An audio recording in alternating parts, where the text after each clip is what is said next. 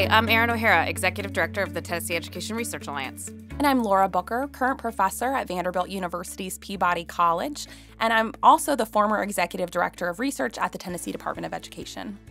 And here we are, Laura, at the beginning of Season 2 of the 10th Period, which is our podcast designed to bring you up to speed on education and education research in Tennessee. Welcome back. Thanks. We did it. We made it to a second season. Second season. Actually, today is the 10th episode of the 10th Period, so the first episode of Season 2, but the 10th episode overall, which we're excited about. And as a reminder for everyone who is listening, on each episode here, what we like to do is to cover the latest in education in Tennessee. We focus particularly on the connection between the research that is being done in Tennessee and the use of research in practice. And so what we like to do is talk first a little bit about a recent research project that either we've done at the Tennessee Education Research Alliance or our partners at the Tennessee Department of Education. I think this year we might bring on some other research as well. And then we like to think about how that research is being used in practice. And that may mean that we're bringing on a principal or a teacher who's actually using the research, or a former principal or teacher, and or someone from the Department of Education who can talk about sort of what's going to happen next. So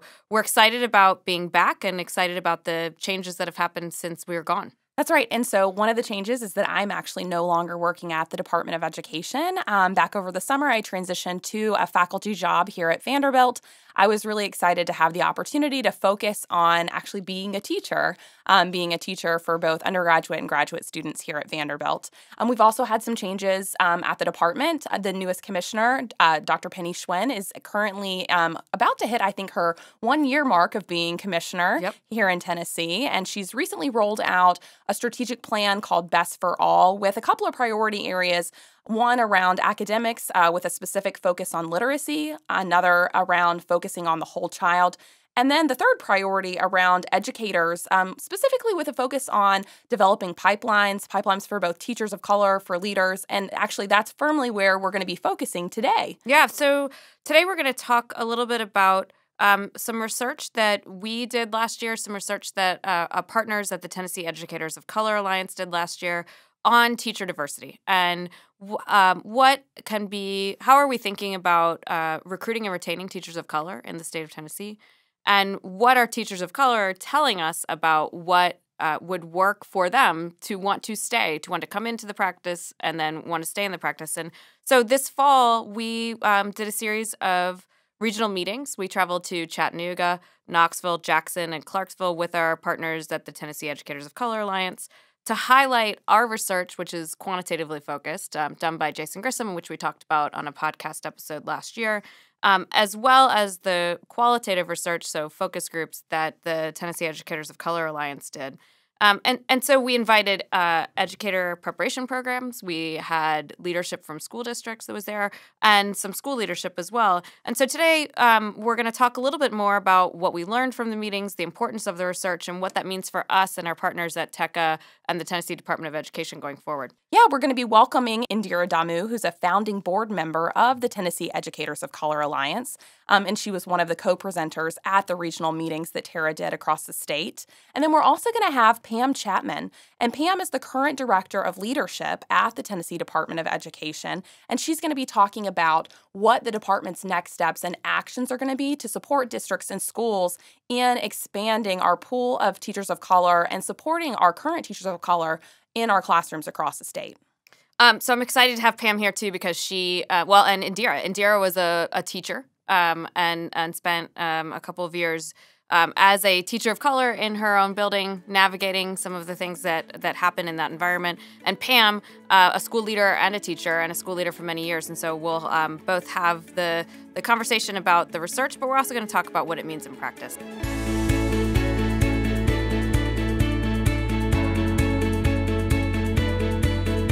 Now we welcome Indira Damu, one of the founding board members of the Tennessee Educators of Color Alliance, and one of our co-presenters at our regional meetings, who I had the great pleasure of traveling the state of Tennessee with over the month of October. Indira, welcome to the 10th period. Welcome. Thank you for having me.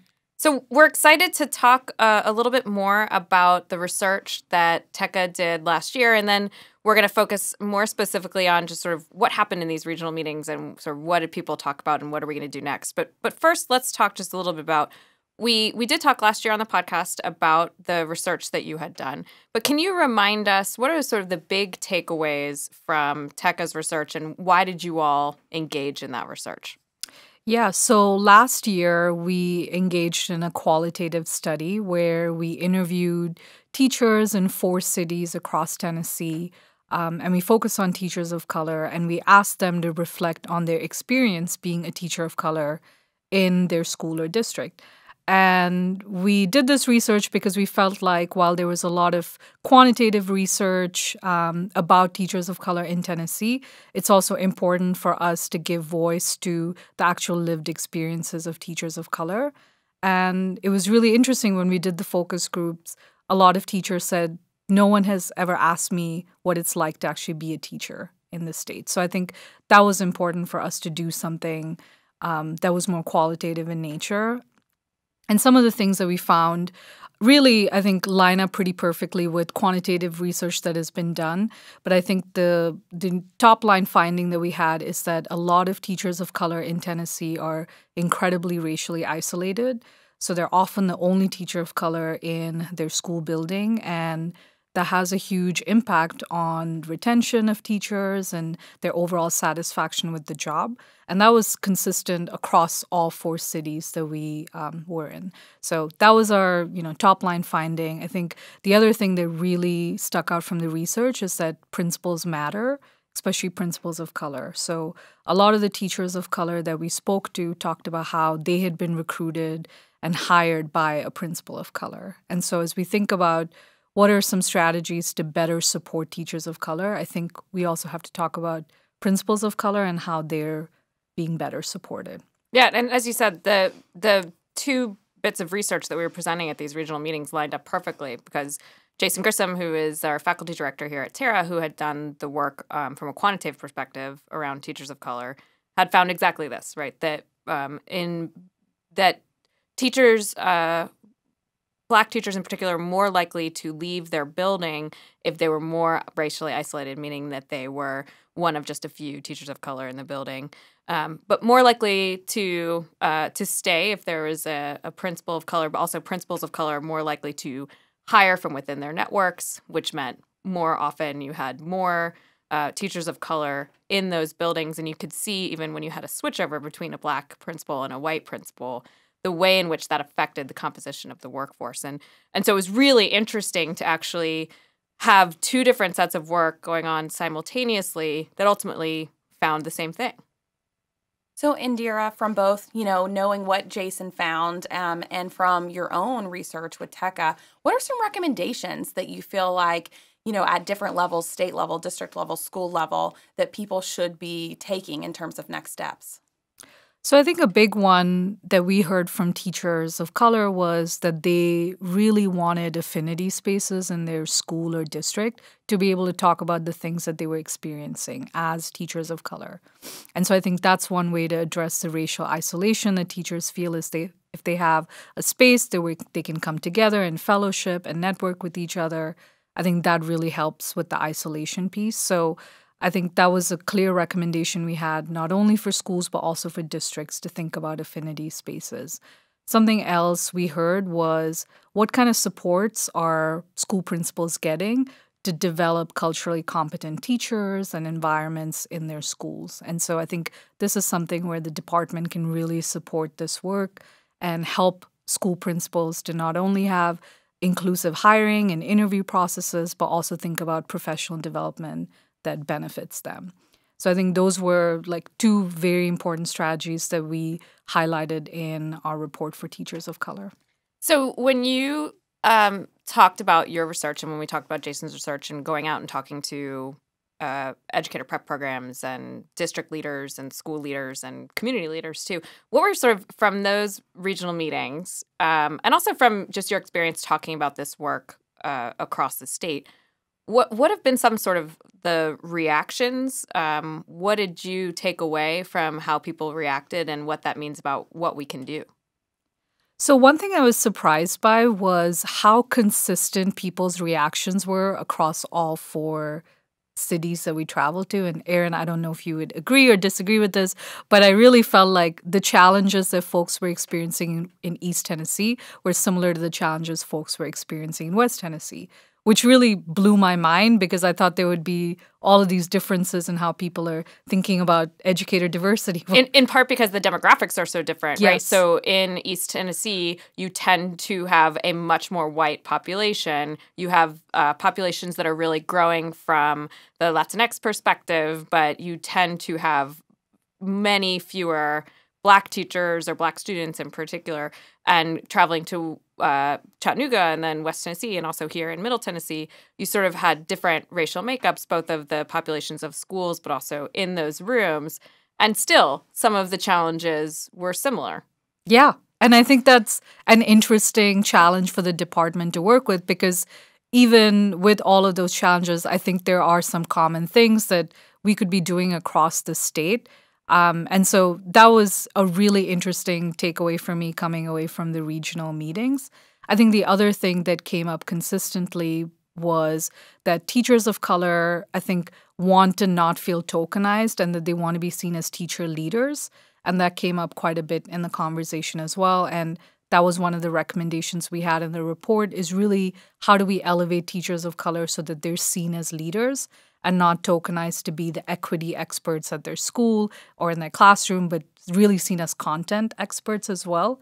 So I think that's another theme that we really picked up during the regional meetings. Yeah, I definitely heard that as well. I think one of the other things I picked up on, and I would imagine we'll talk about this Pam with Pam as well, because Pam and I had some of these similar conversations that you and I had, is just how hard it is actually to talk about race, and the types of things that people might say that are well-intentioned in their head but come out wrong when they say it, or ways that things can be received one way or another. And these are just hard conversations, but we have to have them because we're actually not going to do anything or make any progress unless we are having them. And I think that was a sort of big takeaway as well.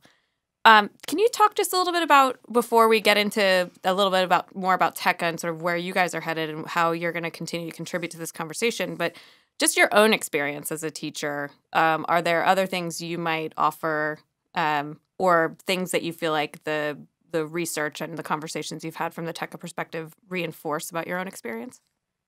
Yeah, I mean, one thing we heard pretty consistently from across all 4 cities was there aren't enough people of color in our district for us to be able to recruit as future teachers. And in educator prep programs. And educator prep programs. And I think the way that we challenged that when we heard that was, well, you have elementary and middle school students who are students of color. So how are you developing and tapping into that potential pool of teachers of color? And I think that's something that districts really have to make the switch on, is thinking about they have the future teachers in their district. They just have to elevate them and empower them to see themselves as teachers. And that really was something that was reflected in my own life as well. Like, I never had anyone in my life say that I could be a teacher or even say that teaching is a career that I would be good at. And I think that's so important for young people, especially young people of color, to be told, you can be a good teacher, you should pursue this career. And I think that's a pretty easy switch that a lot of schools and districts could be making. Yeah, because seeing change, it's not just going to happen overnight. This is change that we're going to have to work at, and we're going to have to, get at from multiple angles. So I think that what you're talking about, like, we have to do things to help out our teachers of color who are currently in our classrooms, but also to develop those pipelines. So tell us a little bit, Indira, about what is coming next for TECA. So we have a lot of exciting things planned. The most exciting is that we are launching a teacher fellowship in a couple of months, and it is a fellowship geared towards teachers of color. And our goal is we want to start in Middle Tennessee, but really be able to do this statewide in a couple of years. And this fellowship will be for about 8 to 10 teachers of color in Middle Tennessee. And the focus will be on helping teachers of color develop their identities, think about how their identity reflects who they are as teachers of color. And I think while we have a lot of leadership opportunities in the state for teachers, there haven't really been a lot of leadership opportunities focused on people of color. And I think that's where we add some value and we bring something different to the table. And then the other thing that we do every year is we have a conference called Diversify Ed. So this is going to be our third year. Very exciting. We're very excited. Last year we had about 200 people, Wow. and I think this year we're hoping to double that. So we have a keynote speaker. Her name is Brittany Packnett. Oh, wow. Yes, so she's going to be our keynote speaker, and we'll have teacher-led workshops and sessions. And I think that's what makes us unique as well. It's all teacher-led and principal-led in our workshops. And really the goal is for teachers of color as well as allies to come together and talk about issues that are affecting students and teachers of color. So really excited about that. And that will be in June. We're still figuring out the location, but very excited about that. Where can people go to get more information about that? So we have a website.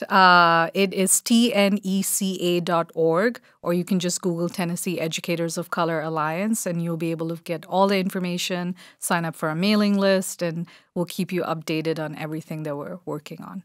So exciting. Thanks so much, Indira, both for the work that you've been doing, but also it was a pleasure to do this work together, and looking forward to continuing to think about how the research that we can do at Terra and the research that you all do can help further your work. So thanks so much for joining us. Thank you, Indira. Thank you so much.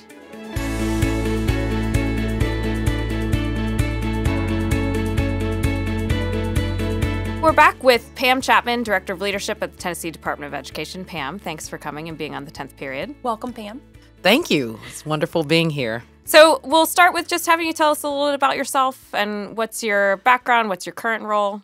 Okay, so great. So my background, I have 20 plus years in education in both charter and public schools, and very typically schools that are considered high poverty, high minority in major cities. And I have also been a teacher, assistant principal, instructional coach, a principal, and a supervising over a charter school network. So my career has run the gamut. You've done it all. In terms of the work. Yes, I feel like that. And so tell us a little bit more about your experience. We in these regional meetings, we spend a lot of time talking about principals trying to have a diverse workforce, trying to think about what the structures that you put in place to do that. And I heard you talk a lot about, at those meetings, your own experience. Can you talk a little bit about your own experience as a principal? One of my passions has been, serving in underserved communities, if you will.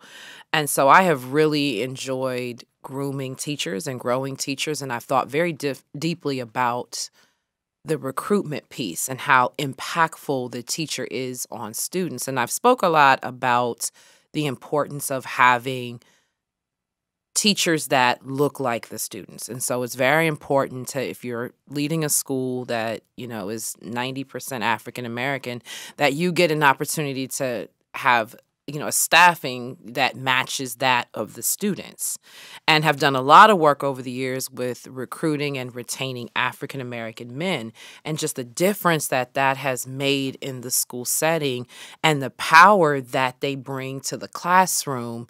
And I think, the latter part of my time spent doing school-based work has really been wrapped around the idea of culturally relevant teaching, and how when you are giving students very relevant examples that celebrates their culture and the cultural capital that they bring to the classroom, that it really does catapult closing the achievement gap, and really being very intentional about the materials and the instructional materials that are selected for students, and just how engaged students become with just being intentional about who we put in front of them and the materials that we put in front of them. So it's been a pleasure to really serve in schools that others perhaps would look down on, but have really been able to do some great work with some amazing teachers when we let them do what they do best. So you talked some about some of these things at the regional meetings, and in a second we'll get into talking a little more specifically about the regional meetings. But one of the things that came up for me, and I think you had heard this as well, was teachers of color saying, actually, cultural relevance isn't just, so obviously, right, if you have a white teacher in a mostly Black school, there's a lot of difference there, and there's Mhm. certainly cultural learning that needs to occur for that teacher. Right. But also, it was interesting to hear a little bit that maybe everyone can use a little bit of cultural competency work. Can you talk a little bit about that perspective that we heard at the meetings? Right. And so I think one of the standards of caution is that all teachers can be good for students of color. Right. And we see that in the research, right? Right. So certainly the research indicates very, very clearly that students of color benefit from having a teacher of color. Right. But all students benefit from having a teacher of color. Right. And I think particularly with the programs the college prep programs that were in attendance, at these meetings, I really wanted to hone in on this idea that the culturally relevant pedagogy is important for all teachers that are in front of students of color, because it really does come back to I can't be what I can't see. And if a young person, for example, a young African American boy can read about Leland Melvin, who was an NFL Detroit Lions and an astronaut who currently works for NASA. So then you have the both and. And so when you're able to really put materials in front of young people that reflect who they are, we're getting away from the danger of the single story, that you can only be this one thing or that one thing. And you really are opening up, education in the truest sense, as opposed to continually putting the same materials that have not been working in front of young people, or resisting the idea that you really can be anything that you want to be. And how do I, as a woman of color, or perhaps, as a Caucasian woman, how do I spend that time unpacking that so that it's relevant for you? I feel like what I hear you saying is that this conversation around getting more teachers of color is bigger than that, right? And that when we have people who are pushing back on the fact that, oh, well, it's really hard to find educators of color in our communities, that there are other steps that can be taken around this cultural competence piece. So I think that is really, I think what you're saying here is that, it's not, if you should prioritize getting teachers of color, but there are also other things to prioritize too. Right, and thank you, and that's very well said. And it's the instructional materials, but it's also the work culture. And so how are we valuing again, the students' cultural capital that they're bringing to the classroom? And how are we making our families feel comfortable in our school buildings, and not trying to get, again, this danger of this single story? Like, students have to move and think and be in one way. And I think we see that coming out of the research in another aspect, where teachers of color who are in a lot of our rural districts within our state, who are feeling extreme cases of isolation. And they're really struggling, with some of the microaggressions. And that comes back to some of these same pieces of, the same schools of thought around, are you valuing the people who are in your building for who they are, not for who you want them to be or to how your biases think that they should be? I think then that's really, really important. So, the bigger piece around culturally relevant pedagogy and literature and materials, you have to really, first off, have a belief system that this is impactful and this is important. So what else did you hear at the regional meetings that you attended from the people who came because they were interested and passionate about this issue? And that again, people from school districts, right, people from educator preparation programs, and then really some community leaders as well. So I think what I heard was that we have some systemic race issues in our state that we need to deal with, and that we have some structures in place that are reinforcing this consistent inequality. And the unwillingness to change these structures because they've been in place for 30 years and they've been tried and true. Well, a big piece is that we know the demographics of our students in this state are changing. And our teacher demographics are not changing with them. And they're not. And our practices, hiring, supporting, developing, promoting, have not changed. Right. And so that was one of the resounding, pieces that I heard, and it was almost as if in many of the locations where we had the meetings, that folks want to just start from here. The idea of this color blindness, and that in one particular educator from a preparation program, I don't see color. Well, when you don't see color, you don't honor who I am, and you don't honor my journey, and you don't honor, any particular cultural learning styles that I have. To me, what I heard her say was, you want me to be like you and fit into the majority system and not honor who I am as a student of color, as a woman of color. And so I think it was really interesting, just the thoughts around addressing this, the fear to have the conversation. And I think that's what we're experiencing in schools across the country. We first have to have an authentic conversation about race. We have to unpack how we think and feel about Black men and their role, and what their role has been historically, and how the media portrays them. If we don't address that, then it makes it difficult for us to see them as the amazing leaders in the classroom. So shifting the mindset, I think, in our state is going to be key. Yeah, go ahead, Laura. How do you feel like starting with the research and then having some of these conversations like they did, that were happening at the regional meetings, is kind of starting to get some of this off? And then how do you feel like the department has a role to play in some of this work too? For us at the department, it is now what's next. What do we do with the information that we have? And so supporting districts with initiatives like Grow Your Own, as well as helping districts identify best practices around not just recruitment, but around retention. And so we've had a lot of conversations at the department around recruitment strategies are great. But if the people are going out of the door faster than they're coming in, like, how do we help support districts, superintendents, principals around making folks feel comfortable in the space that they work in?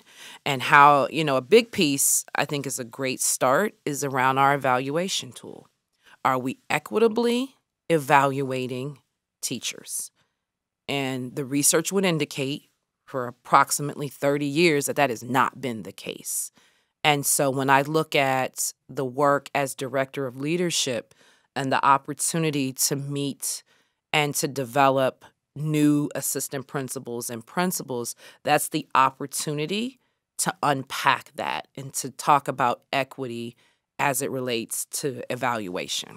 Yep. And so, and we actually will have some research out hopefully later this year from Tara about those types of things that we do see observed in the Tennessee data. I mean, so first, we were talking about Black men, right? So we see something like 3%. I mean, this is already out in public, but 3% of our educators across the state are Black men, whereas something more like 11 or 12% of our students of color are Black boys, right? So, but you can see in certain districts that looks very different, but that's a real gap, right? And we've started calling that the exposure gap, actually, in our newest language around this. But we have some of these questions about evaluation and the impact of the evaluation system.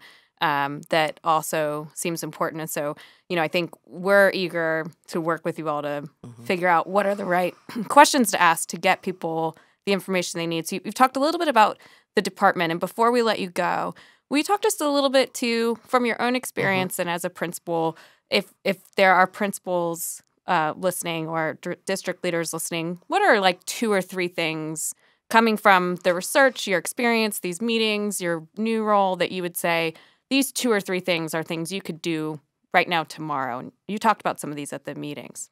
Right. So I would say one of the things is to have an authentic conversation around implicit bias and to set up a school culture, a work environment that allows people to put that on the table.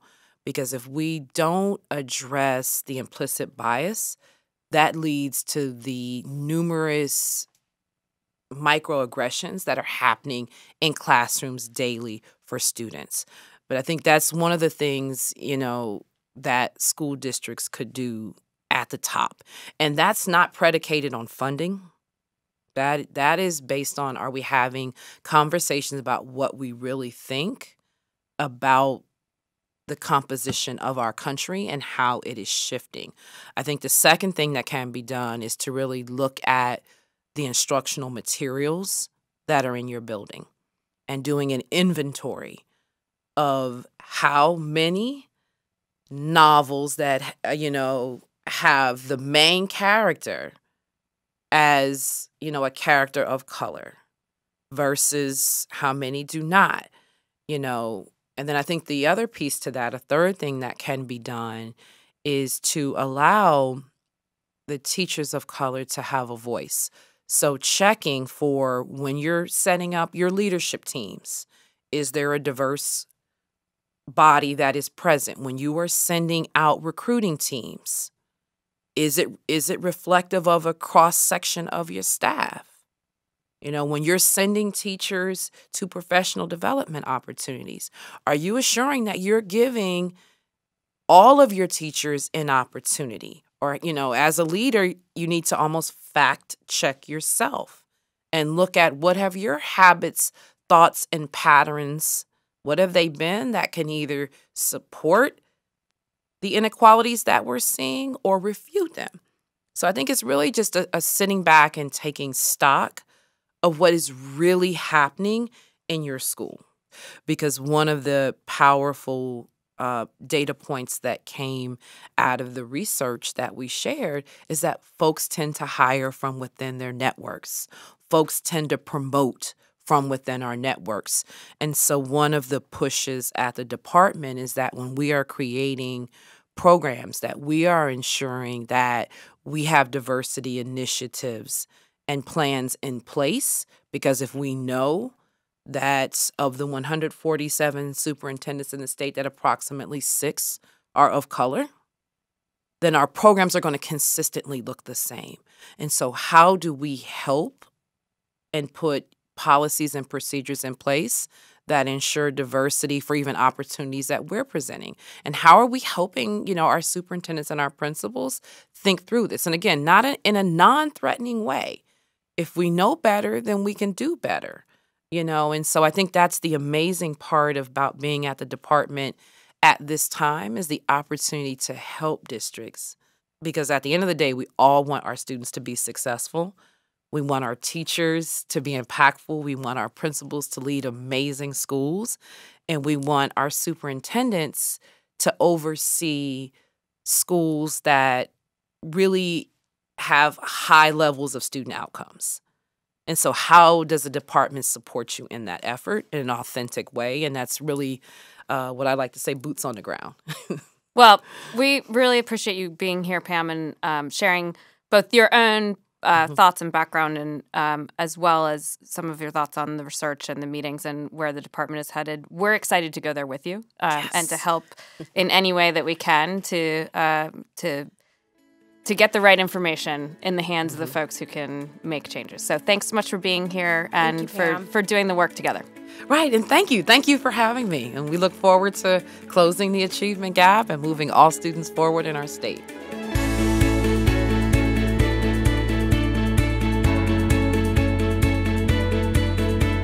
That brings us to the end of our first episode of the second season of the 10th period. And our 10th episode overall. It's great to be back in this room with you, Laura, and having these conversations. What were your big takeaways from today's conversation? Well, I enjoyed hearing what Indira said about the findings from their research, specifically related to loneliness and affinity groups. I think TECA is filling a big hole in this space in terms of bringing people together, but those are not happening on a daily basis. And so where can district schools and how can the State Department also support districts and schools in making sure that we are kind of preventing some of this loneliness, I think, that can occur when you are racially isolated within a school building, and give people more networks and opportunities to collaborate. And this other piece around, I think a lot of times, educators of color, especially Black educators, can be seen as sort of like, oh, this is the person who's going to be the voice for equity within our school building, and needing to see them also as content experts, as teachers, teacher leaders. And a lot of this is really from what Pam talked about. All of these things are things we just have to be mindful about and prioritize. And this is why this is something we have to continue to talk about. Right. And this is something we have to continue to research and look at the data and see how things are changing. Set ambitious but achievable goals at the state level, at school level, at district levels, and in terms of getting more educators of color. But then Pam really helped me think about how this is, yes, getting educators of color is one of our primary goals when we talk about teacher diversity, but expanding it to talk about cultural competence and how our educator preparation programs can play a role in that, and how our school districts and schools can play a role in that, how this isn't just about training white teachers to think about cultural competence, but it's also about taking a look at instructional materials, about making sure that we are helping parents feel at home. So I think that for me, it was kind of these two pieces around what can we do to support our educators of color that we have currently and bring them in through pipelines, but also focus on the cultural competence piece that can shift the culture of our schools and our school buildings.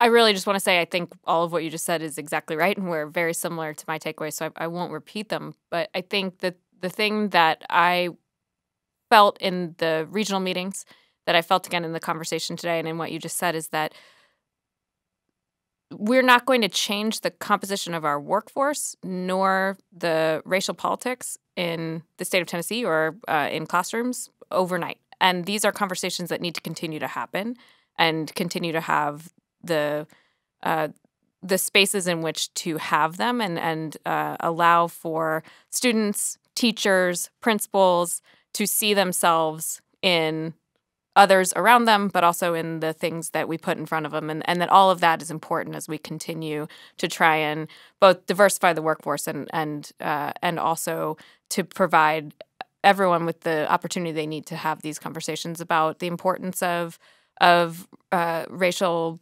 sensitivity and diversity and all of these types of things. So I think that's important too. I appreciated how Pam ended by saying that this is about making sure that all of our students in Tennessee have the opportunity to have an excellent education. And I think that is why you and I got into education and education research. And that is why the people who are listening to us talk right now are listening, because they're hoping to learn something that can also help them play a role in this mission of helping all of our students. And educator diversity is one big piece of making sure that all of our students have these great opportunities. So over the course of this year, Laura, on the podcast, I think we'll talk about a number of different things. But I think we'll stay focused in a lot of ways on some of the things supporting great teachers and leaders. So we'll talk some about what we know about teacher mentors, some other things you think we'll talk about? Well, I know that something Pam mentioned, instructional materials is something the department's focusing on. It's something that there's a lot of research being conducted around, so I expect it to cover that. Compensation is always a hot topic nationally as well as in Tennessee. And then we at Terra, along in partnership with the Tennessee Department of Education, are responsible for the annual Tennessee Educator Survey. And that actually— Which will be in the field starting February 25th or the week of February 25th for 6 weeks or so. So probably sharing some findings from last year and then this year once those are available. So we look forward to another great season of the 10th period. Thank you all for being part of this journey with us, and we'll talk to you next time.